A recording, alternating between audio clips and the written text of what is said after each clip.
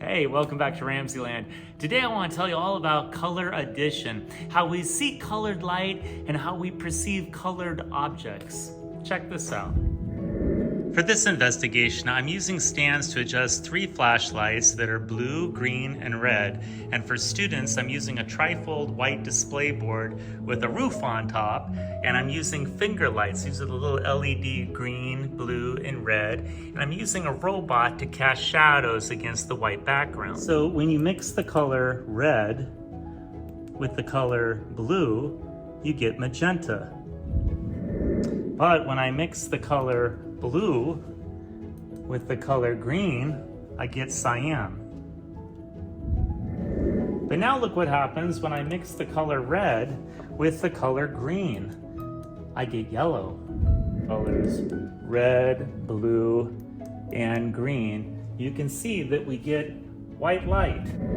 So for instance, right now I'm wearing a blue sweater. What that means is the color red and green are being absorbed by my sweater, but only blue is being reflected back to your eye. An easy way for students to experiment with color mixing is by using a trifold whiteboard and LED finger lights. You can see I can mix my blue with my red light to make a nice magenta. I can mix my green and red light to make a nice yellow. You can also experiment with color mixing by having something that will cast a shadow, like this little wind-up robot. And now you can see behind him a wonderful magenta, a very clear yellow behind him. Just an easy way to practice color mixing with students with LED finger lights. Now, if you remember, in the 1600s, Sir Isaac Newton did a series of experiments using a prism and sunlight, and he found that you could separate white light into the 7 different colors.